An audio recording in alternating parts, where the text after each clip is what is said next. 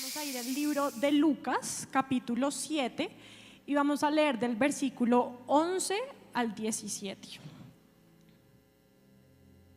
Ayúdenme a leer todos juntos, por favor. Vamos a leer a la 1, a las 2 y a las 3. Aconteció después que él iba a la ciudad que se llama Naín, e iban con él muchos de sus discípulos y una gran multitud.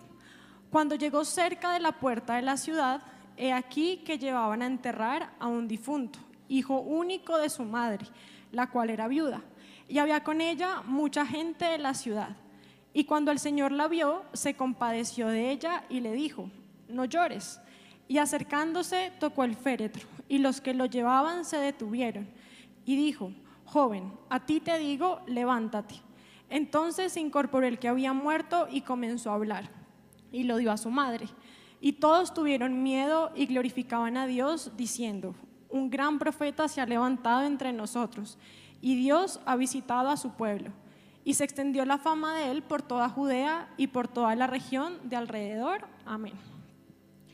En este pasaje, Jesús anteriormente acababa de sanar al centurión en Capernaum.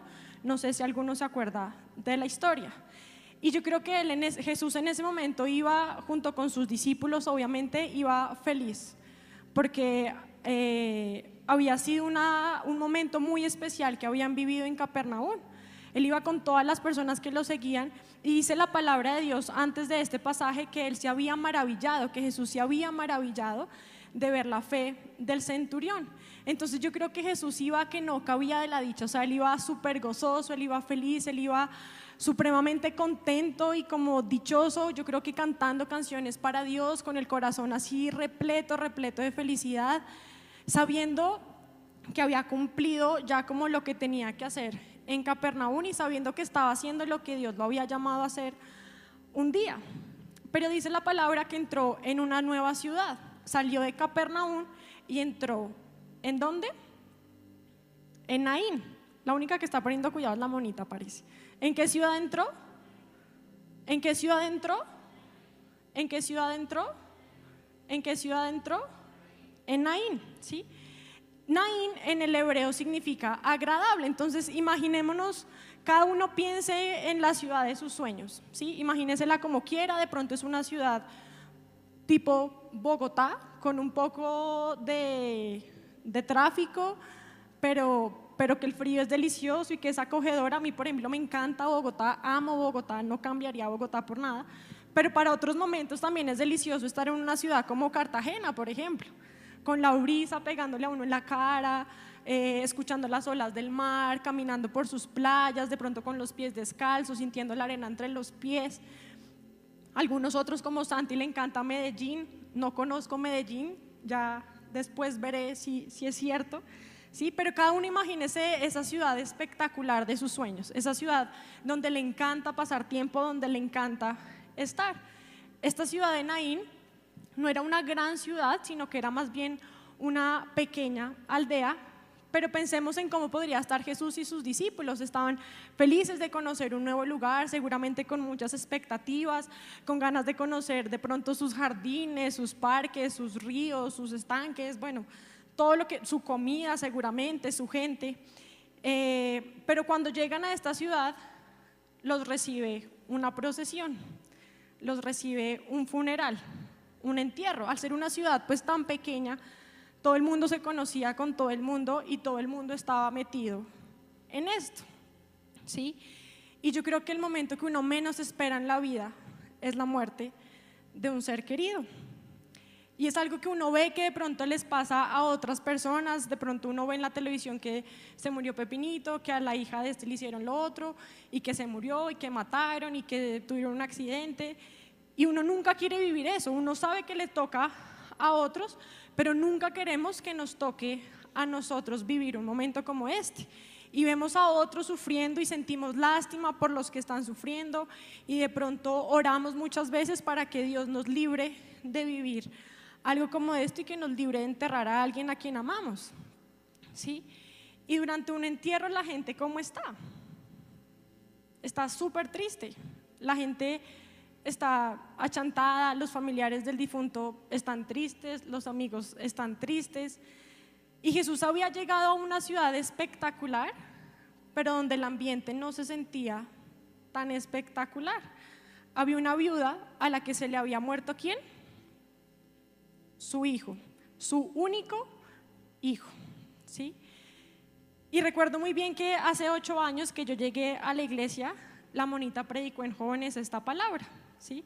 Y con esta palabra que hoy yo tengo el privilegio de compartir fue que me quedé acá en la iglesia. Y me acuerdo mucho que en ese momento me sentí tan identificada con la palabra que siempre quise predicar de esto, porque pensaba en algo que ayer nos decía un curita, y es que cuando una persona muere, esa persona si murió con Jesús, en su corazón realmente no murió, sino que vive para siempre, ¿sí? Pero los que parecieran muchas veces que murieran son los que nos quedamos acá en la tierra, porque obviamente mueren muchos sueños, mueren muchas ilusiones, a algunos se les acaba la felicidad, a algunos se les acaba las ganas de seguir viviendo. Y yo recuerdo que mi papi se murió en el 97 y recuerdo que después de la muerte de él duré 13 años más o menos de mi vida muerta en vida, con una tristeza tremenda, con una depresión horrible, sintiéndome sola, sintiéndome amargada, sin ganas de vivir, sin ganas de absolutamente nada. Y uno cuando está en una situación tan profunda y está como tan inmerso en su dolor, uno muchas veces cree que no va a poder salir de eso. Pasé desde entonces las peores navidades de la vida, pasé los peores años nuevo, hasta hace muy poco me acostaba antes de las 12, podían ser las 11:45 y yo me iba a encerrar al cuarto para no tener que verle la cara a nadie, para no tener que dar un abrazo, para no tener que dar un beso, para no tener que dar un feliz Navidad, un feliz año nuevo, porque para mí pues no era nada feliz esos momentos. Yo a la única persona que quería abrazar en el momento que fueron las 12 era a mi papá. Así que empecé a construir una máscara en mi vida, ¿sí? Una máscara para ocultar mi dolor, para ocultar la tristeza, para ocultar la depresión, para ocultar la soledad. Y esta viuda de seguro estaba así. En esa época la mujer se encargaba de las cosas de la casa y el hombre era el que salía a trabajar. Pero como era viuda, pues entonces ¿quién se hacía cargo de todo esto? El hijo seguramente, ¿sí? Pero ahora su hijo, su único hijo, se acababa de morir también. O sea que primero se le muere el esposo a esta señora, luego se le muere su único hijo. Entonces, ¿cómo estaría esta señora? O sea, pobrecita, estaría completamente destrozada, estaría devastada, seguramente le iba a tocar empezar a mendigar o a prostituirse para poder sacar adelante su propia vida, porque si no, se iba a terminar seguramente muriendo, ¿sí? Y a pesar de que había mucha gente con ella, ella igual yo creo que se sentía sola, porque no tenía a nadie más en la vida.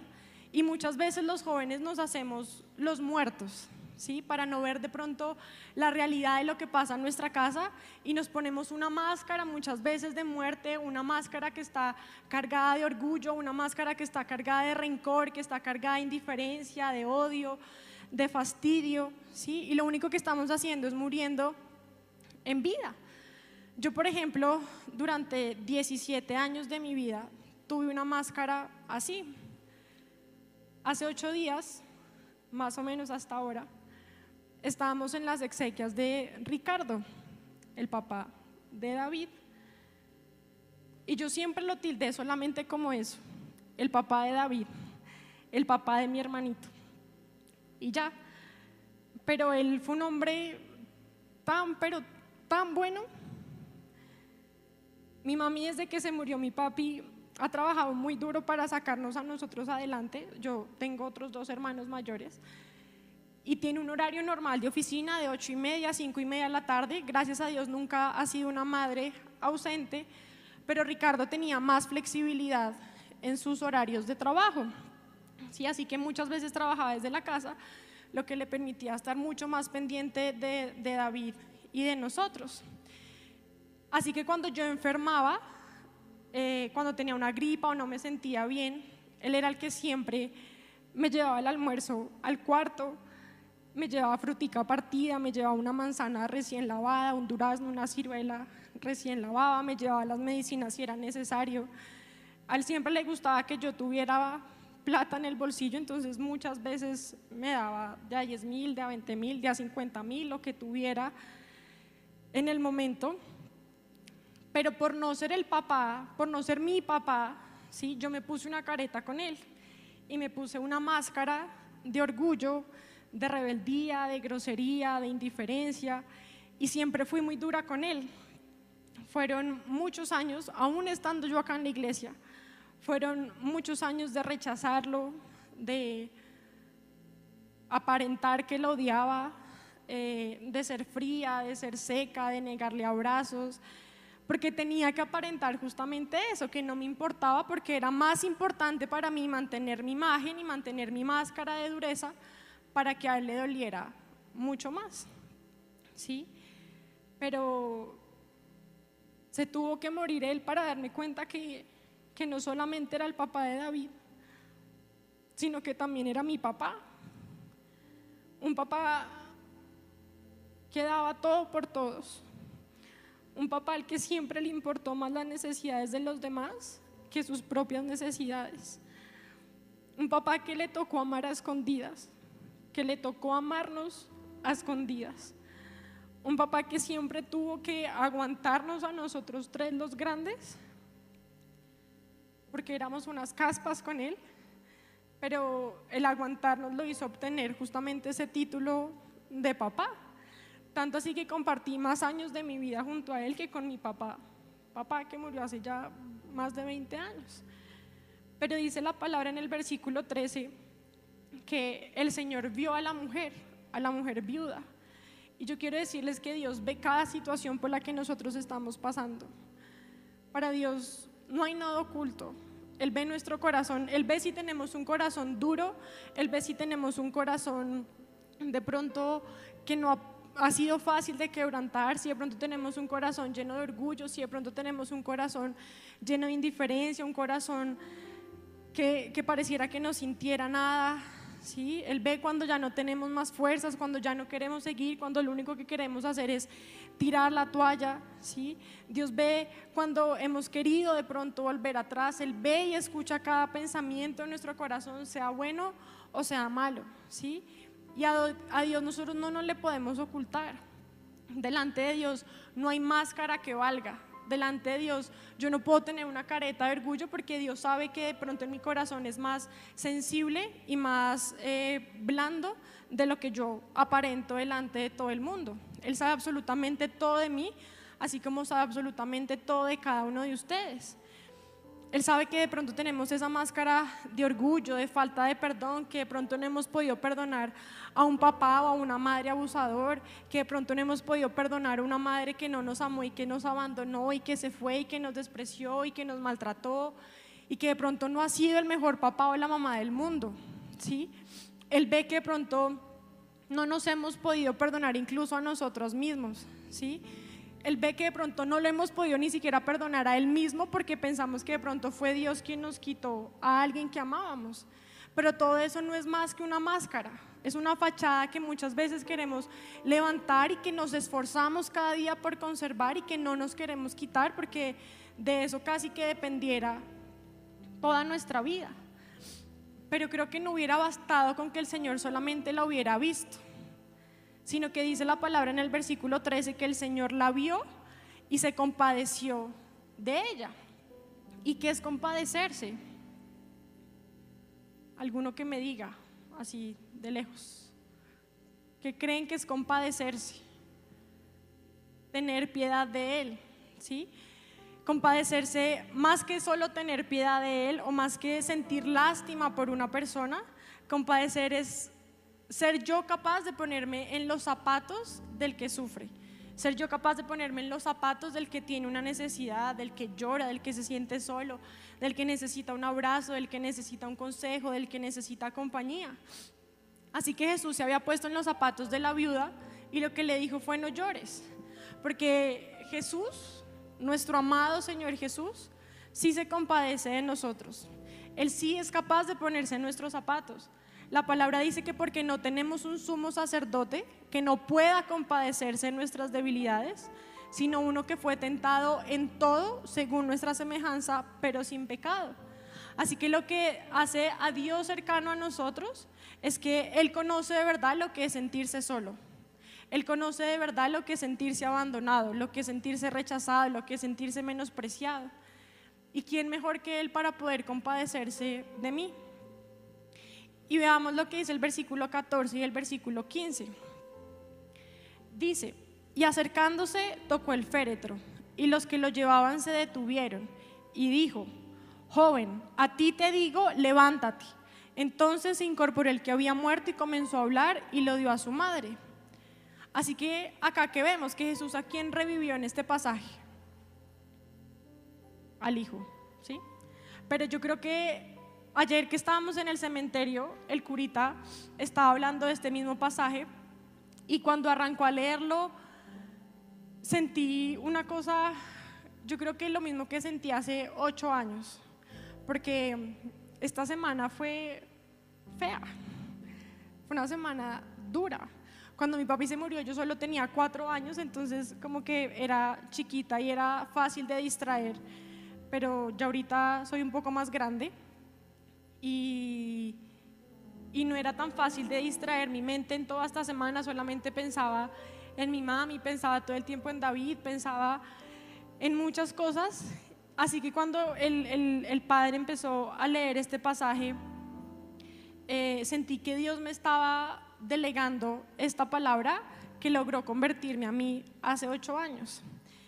Y el curita decía, o el padre decía, el curita, me imagino una curita, sí.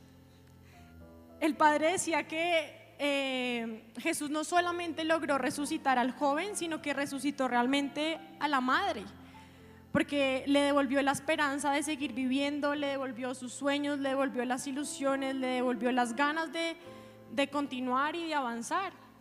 Y yo creo que hoy nos dice Jesús a cada uno de nosotros: levántate.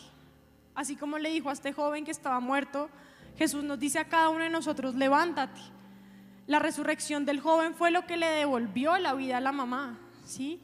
Y yo creo que esa es nuestra tarea como jóvenes. Nuestra tarea como jóvenes no es andar como muertos, no es andar siendo indiferentes ante las circunstancias que pasan en nuestra casa, no es andar siendo indiferente ante los problemas que hay, no es andar con un corazón orgulloso, no es andar con un corazón altivo. Eso de pronto dejémoselo a los viejos, ¿sí? Ellos allá, y seguramente Dios también los va a cambiar.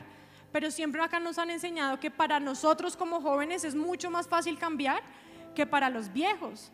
Entonces nosotros como jóvenes somos los que tenemos la tarea de levantarnos, de dar vida a lo que está muerto, ¿sí? Nosotros como jóvenes somos los que tenemos la tarea de sacar lo muerto. De hecho, la palabra en el libro de Hechos hay una historia que cuenta que una pareja de esposos le robaban a Dios, y Dios le mandó un castigo a ellos y los mató. ¿Y saben quiénes fueron los encargados de sacar esos cadáveres de ese lugar? ¿Alguno sabe? Los jóvenes. Los jóvenes fueron los encargados de sacar lo muerto, porque esa es nuestra tarea. Muchas veces como jóvenes esperamos que los papás sean los que den el primer paso, que sean los que den el primer paso para ir a la iglesia, que sean los primeros en dar el paso para ir a diezmar, para hacer un encuentro, para ir de guías, para empezar a servir, para hacer un devocional, para hacer una barca familiar, para hacer un altar familiar. Pero yo quiero decirles que la tarea es nuestra. Claro, y lo ideal es que todos hubiéramos nacido en cuna cristiana y delicioso y espectacular, pero a la mayoría de pronto no nos tocó así. A mí no me tocó así. De hecho, yo fui la primera de llegar de mi casa. ¿Y qué fue lo que me tocó hacer? Pues revivir lo que estaba muerto. En mi casa no creíamos en nada, no creíamos en Dios. Mi hermana era atea, mi hermano era ateo, mi mamá iba a la iglesia católica a ratos, ¿sí? Y así cada uno como completamente disperso, ¿sí?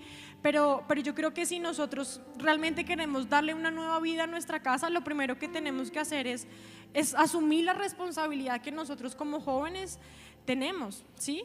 Si bien ellos tienen una responsabilidad muy importante, obviamente, la responsabilidad de nosotros como jóvenes es dar vida. Y damos vida cuando de pronto soy yo la que digo: mami, vamos a la iglesia hoy. Mami, papi, hagamos barca familiar hoy, ¿sí? Yo les preparo la palabra y vamos a tener un tiempo bien especial como familia. Cuando soy yo la que digo: vámonos todos juntos, apartemos un diezmo y vamos a dejarlo a la iglesia. Apartemos un tiempo especial cada semana y oremos por las necesidades de todos, ¿sí? Entonces, yo creo que muchas veces Satanás nos ha puesto una venda en nuestros ojos para que no veamos de todo lo que somos capaces nosotros como jóvenes de hacer, ¿sí? Y nos ha hecho muchas veces pensar que nosotros no vamos a poder, que nuestra familia nunca va a poder llegar a los pies del Señor, que nunca voy a poder abrir una barca, que nunca voy a poder cambiar, que voy a seguir siendo de pronto ese joven rebelde, ese joven terco, ese joven que no le importa nada, que no sirve, que solamente la embarra y la embarra. Pero la verdad es que Dios nos dice en su palabra en 1 Timoteo 4:12, dice: ninguno tenga en poco tu juventud, sino sé ejemplo de los creyentes en palabra, conducta, amor, espíritu, fe y pureza. Así que nosotros como jóvenes tenemos la responsabilidad de quitarnos esa careta del orgullo, ¿sí? Que solamente nos ha traído dolor a nosotros mismos, y tenemos la responsabilidad de limpiarnos la cara y levantarnos a ir por más. No sé si alguno conoce la historia de José, supongo que la mayoría en los encuentros la ha conocido, pero José fue un joven al que le hicieron mucho daño, ¿sí? Y por todo el daño que le hicieron, él se puso una máscara y empezó a hacer mucho daño también a quienes lo lastimaron. Pero ¿quién era el primero el que salía lastimado con todo el daño que hacía? Él mismo, ¿sí? Entonces nosotros como jóvenes, como dice la palabra, tenemos que ser los primeros en dar ejemplo. ¿En qué? ¿Qué es lo primero que dice 1 Timoteo? Si nos ejemplo en los creyentes, en palabra. Eso es lo primero que nosotros como jóvenes deberíamos ser ejemplo.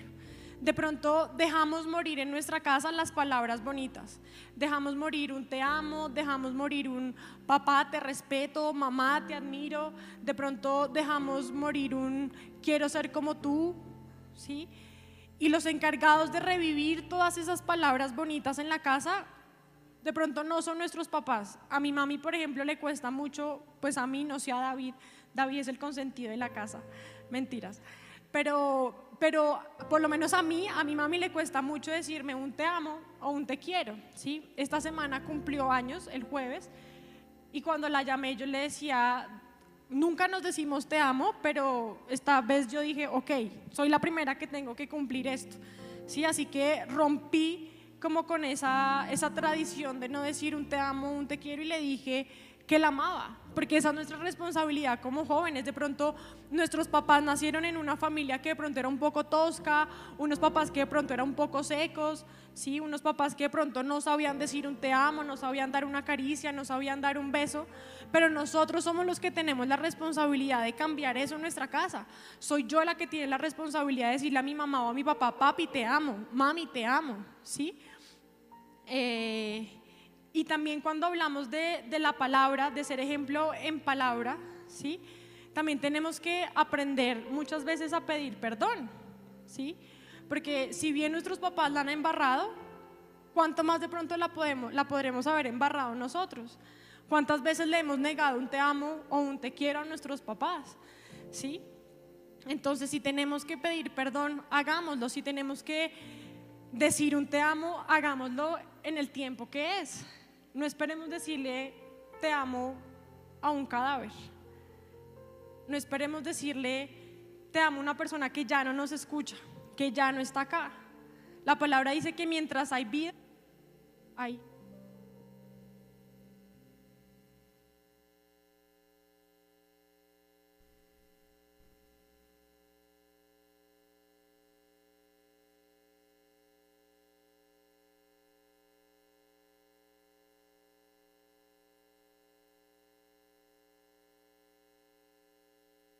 Hola. La palabra dice que mientras hay vida, hay esperanza, ¿sí? Entonces, mientras que estemos vivos, aprovechemos ese tiempo. Yo siempre en los encuentros, cuando doy honrar a padres, siempre les digo lo mismo a las niñas. A mí, a mi papá me hubiera encantado decirle muchas veces te amo. Me hubiera encantado disfrutarlo, yo qué sé, abrazarlo y darle besos y arruncharnos y una cantidad de cosas, pero no lo pude disfrutar. El segundo papá que Dios me regaló tampoco se me dio la gana de disfrutarlo, y vine a decirle te amo hasta hace como 5 meses que tuvo también un problema de salud, pero pero me siento tranquila porque por lo menos pude hacerlo, porque por lo menos pude decirle te amo, porque por lo menos pude decirle perdón. Y yo creo que tenemos que aprovechar esta vida que nos queda para demostrarle con nuestras palabras a nuestros papás todo el amor que tenemos por dar, para demostrarle a nuestros hermanos todo el amor que tenemos por dar, ¿sí? Y no esperarnos a que sea demasiado tarde. Yo sé que a veces suena muy clichésudo decir eso, no dejes para mañana lo que puedes hacer hoy, o no dejes que sea demasiado tarde, pero por experiencia propia y por algo que viví en esta semana, que fue la muerte de mi segundo papá, puedo decirles que no neguemos el amor, que de verdad lo expresemos con nuestras palabras. También la palabra dice que tenemos que ser ejemplo en nuestra conducta, y muchas veces nos excusamos de que es que yo soy así seca porque mi mamá es seca, es que yo soy así de guache porque mi papá era re guache, es que yo no tuteo a las mujeres ni a nadie porque mis papás son así, ¿sí? Pero por ejemplo, mi mamá nunca ha sido tan amorosa, y yo creo que con Pipe soy re amorosa, ¿sí? ¿No? Entonces no nos excusemos en que mi papá es esto, que mi mamá es lo otro, sino que realmente marquemos la diferencia nosotros, ¿sí? Comportémonos a la manera de Jesús en nuestra conducta, ¿sí? Seamos obedientes hasta el final. Que me cuesta obedecer, ok, a todos nos cuesta obedecer, yo creo, ¿sí? Pero si tenemos que levantarnos para ser obedientes, pues seamos entonces obedientes, seamos más atentos, seamos más respetuosos, ¿sí? Demos también ejemplo en el amor. Abracemos a nuestros papás, abracemos a nuestras mamás, abracemos a nuestros hermanos, que si no vivimos de pronto con nuestros papás, sino con un tío, con una abuela, con lo que sea, pues entonces demostrémosles el amor a ellos, con abrazos, con caricias, con besos, con palabras bonitas, ¿sí? Yo creo que una de las cosas más feas y más dañinas que pueden haber es la indiferencia, ¿sí? Yo creo que si había algo que le podía seguramente doler a Ricardo, es que yo fuera siempre tan indiferente con él, que no me importara nada de lo que él podía hacer, ¿sí? Que no me bastara todo lo que él hacía para yo poderle demostrar mi amor, ¿sí? Porque como dice el dicho, la indiferencia mata, ¿sí? Así que no seamos indiferentes con ellos y no les neguemos el amor a las personas que tenemos aquí cerca. También dice que seamos ejemplo en espíritu, ¿sí? Y yo creo que Dios no tiene la culpa de la situación que sea por la cual nosotros estamos pasando en este momento. Así que yo creo que no podemos como enrancharnos con Dios, y no podemos como irnos en contra de Dios, sino que más bien preguntémosle a Dios: Dios, ¿por qué estás permitiendo de pronto que yo pase por este momento? Oh Dios, ¿por qué me tienes en este desierto? ¿Por qué me has traído a este lugar? Y más bien seamos los primeros en decir: vamos a la iglesia a dar gracias a Dios por las cosas buenas o malas que sea que nos estén pasando, ¿sí? Levantémonos a decir: hagamos hoy el devocional juntos como familia, y seamos nosotros siempre los primeros en orar por nuestros papás, en orar por nuestros hermanos, en orar por las personas que nos rodean, ¿sí? Seamos también ejemplo en fe. Y alguna vez que estudiamos acerca de la fe, yo creo que la mayoría sabe qué es la fe, pero cuando alguna vez hacíamos un estudio acerca de los frutos del Espíritu Santo y hablando específicamente de la fe, también lo relacionaban con la fidelidad. ¿Y la fidelidad qué es? Es estar ahí siempre, es permanecer, ¿sí? Y yo creo que si nosotros no somos capaces de permanecer para nuestra familia, muy difícil vamos a poder permanecer para alguien más, ¿sí? Entonces, permanezcamos siempre unidos como familia, permanezcamos siempre unidos para nuestra familia, seamos indispensables para ellos. Yo creo que hay amigos espectaculares que uno tiene en la vida, y seguramente, como lo vimos el mes pasado, esos amigos los conseguimos aquí en la iglesia, en ninguna otra parte. Pero si hay alguien que nunca se va a ir de verdad de la vida de nosotros, es nuestra familia. Si hay alguien indispensable para mí, es mi esposo, mi mamá y mis hermanos. Ellos son los más indispensables de mi vida. Sé que nunca me van a faltar, y sé que aunque me fallen, van a seguir ahí y van a permanecer. Entonces nosotros retribuyámosle eso de la misma forma, permaneciendo para ellos. Y también dice la palabra que seamos ejemplo en pureza. Sí, yo creo que a nosotros como jóvenes debería como ser fundamental esto, ¿sí? Que si de pronto mis papás no se guardaron, que si mis papás me dieron mal ejemplo, que si mis papás me tuvieron fuera del matrimonio, que si mi hermana hizo o no hizo, que si mi hermano hizo o no hizo y de pronto él no está acá en la iglesia, eso no quiere decir, y eso a mí no me da permiso de pronto llevar a mi novio o a mi novia a la casa y hacer visita en el cuarto, ¿sí? Entonces, yo creo que lo que hoy Dios quiere también que nosotros hagamos es quitarnos justamente esa máscara de todas las cosas opuestas a lo que acabamos de leer, ¿sí? Es quitarnos esa máscara de falta de amor o de odio, es quitarnos esa máscara de impureza, es quitarnos esa máscara de incredulidad, es quitarnos esa máscara de una mala conducta, de ser rebeldes, de ser indiferentes, de ser groseros, altaneros, ¿sí? Y lo que Él quiere es que nosotros nos vistamos de todas estas cosas, que nos vistamos de palabra, de buena conducta, de amor, de espíritu, de fe, de pureza, ¿sí? Entonces, esa es mi invitación para hoy, ¿sí? Lo último que dice la palabra ahí en Lucas, volvamos ahí a Lucas 7, versículo, ya te digo, versículo 15, dice: entonces se incorporó el que había muerto y comenzó a hablar y lo dio a su madre, ¿sí? Después de la orden que Jesús le dio al joven de levantarse, ¿el joven qué hizo? Se incorporó, o sea, se levantó, ¿sí? Y yo creo que nosotros no podemos salir hoy de este lugar con la cabeza abajo. Yo creo que nosotros no podemos salir de este lugar sin haber dejado que Dios haga algo en nuestra vida, sino que debemos salir con la cabeza levantada, debemos salir victoriosos, debemos levantarnos y seguir adelante, independientemente de la situación que sea que estemos viviendo ahorita, ¿sí? Yo pensaba en esta semana y me sentía tan cansada y me sentía tan cargada que a veces alguna vez también nos decían acá en la iglesia que uno no puede evitar que los pájaros vuelen sobre la cabeza de uno, pero uno sí puede evitar que los pájaros hagan nido sobre su cabeza.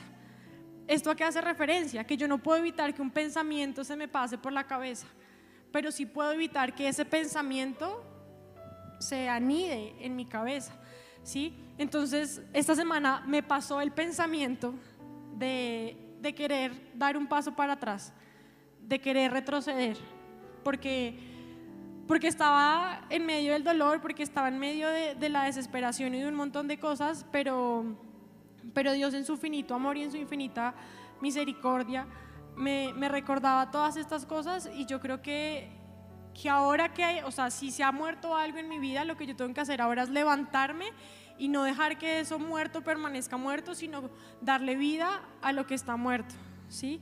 Y después de darle vida a lo que está muerto, lo que yo tengo que hacer es ir y hablar y contarle a todo el mundo lo que Dios ha hecho en mi vida y lo que Dios está por hacer. Lo que yo tengo que hacer ahora es declarar que a raíz de este problema que estoy viviendo, que a raíz de esta circunstancia por la cual estoy pasando en mi vida, me voy a levantar y mi familia va a ser salva y todos vamos a estar acá dándole gloria a Dios por lo que Dios ha hecho o no ha hecho, que me voy a levantar como familia a servirle a Dios, que me voy a levantar a hacer cosas mucho más grandes que las que Dios puede esperar y puede pensar que podamos hacer. Pasaba hace 8 días también que el sábado fue las exequias y el domingo, a pesar de todo el dolor que teníamos en nuestro corazón, creo que también fue uno de los días más felices de mi vida, porque estábamos acá juntos todos como familia, estábamos con mi mami y fue un tiempo demasiado especial como familia, ¿sí?